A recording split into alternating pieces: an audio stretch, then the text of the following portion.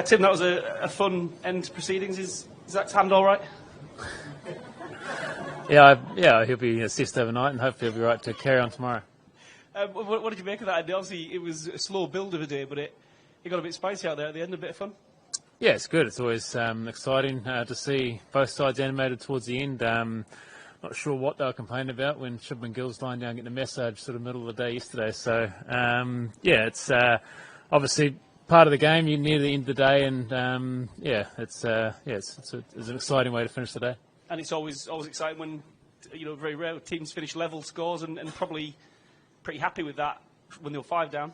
Yeah, I think it's been a great 3 days of cricket. Probably a little bit more old-fashioned sort of Test cricket the first couple of days, but I think the way the guys kept the energy up with the ball and were able to dismiss India level scores, and we're heading into a great sort of shootout over the next couple of days.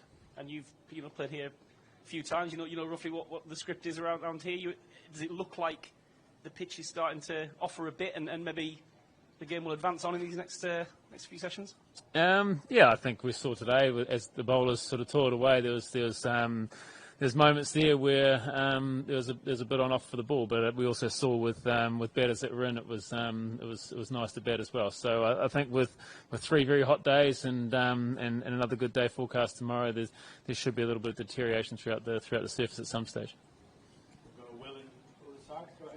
Tim, it seemed like kind of emotions bubbled over a little bit there. Have you felt, has there been a sense that that's kind of building towards that kind of flashpoint in this series so far, or has relations been quite friendly?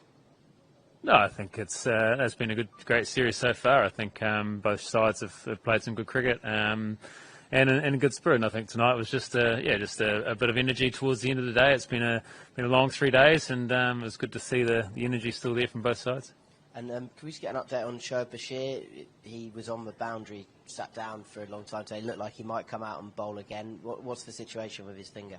Yeah, he'll be fully assessed overnight, and I'm sure there'll be an update in the morning on how Shoaib's finger is pulled up. So yeah, at the moment it's with the medical staff, and they'll be I'm sure there'll be more on that tomorrow.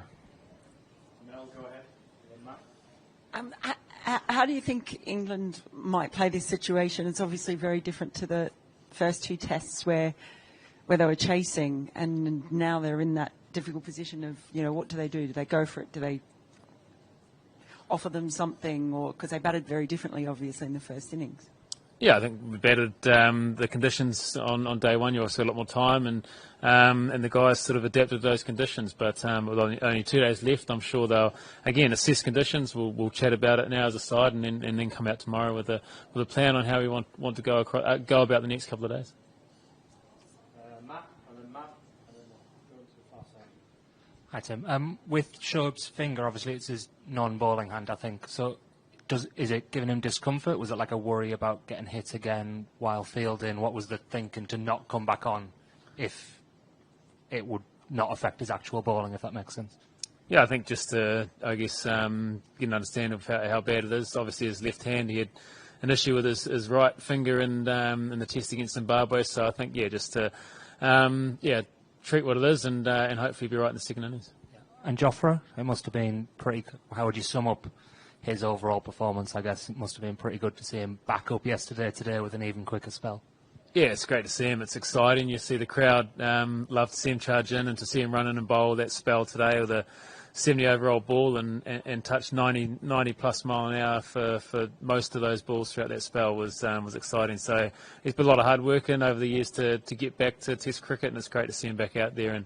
And as a side, it's great to have someone like him on your side, and obviously with the crowd as well. It's great for people to be able to see a guy with the talent and the skill he's got on show. So it's a great to see him back to Test level. Tim, just on Ben Stokes, did Baz sort of dispatch you down at one point to have a little word with him and say enough's enough for this spell? No, just seeing how he's going. I think we saw he is in some unbelievable rhythm, steaming in, and as good a rhythm as I've seen him for a long time. He's again worked hard on his body to get his body back, and to see him touching 90 mile an hour as well is pretty handy. So I think he's a tough man to get the ball out of his hand when he's got rhythm like that. But no, just down there to check and see how he's getting on. And it's been hot, but he's a he's a guy that's he loves those types of the times of the game where the game's in the balance, and he's obviously in some pretty good rhythm as well. Could I just get you to talk a bit about the dismissal of Reddy as well? Sort of seemed to get some extra bounce from nowhere, really. Yeah, he's a cricketer that makes things happen, doesn't he? And I think he just when he's got the ball and he's got the rhythm like that, he's able to find stuff from nothing at times. And I think there's an example of that. He bowled a few jaffers throughout that spell, and like I said, at good clip as well, and sort of cracked it open there for us. But even in the middle of that spell before lunch, he was touching 90 mile an hour, and then to produce a run out like he did for Pant, and sort of open and end up just before lunch as well. So he's just one of those cricketers that makes things happen. Tim, without pointing fingers at one side or the other, is it acceptable that we've lost 30-odd overs of playing time over the first 3 days of this Test match? We've had drinks breaks taking 8 minutes, and a change of ball seems to take forever.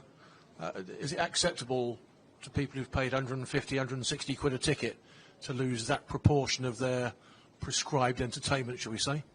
Yeah, it's never ideal, I don't think, but it's obviously been hot, so there's been probably more drinks than usual. There's been a number of stoppages with the ball. Also, DRS takes its time. There's a number of stoppages, but yeah, to I guess lose that much, it's probably at the extreme level. Tim, can you talk about what kind of a conversation you're having, especially in these kind of wickets with fast bowlers? It's very, very close to or likely like subcontinent kind of wickets.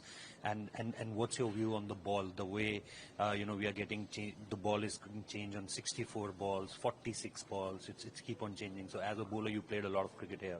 Is it surprising for you?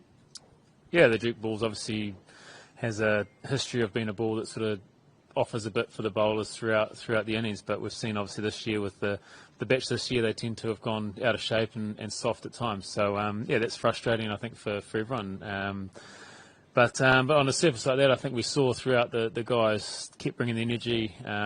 Guys are smacking the wicket as hard as they can and creating chances throughout. So I think particularly probably from Ben Stokes' spell before lunch through the afternoon, I think the guys were exceptional, and the energy they brought on a pretty good surface. So I think to toil away and get the rewards later in the day was pretty good.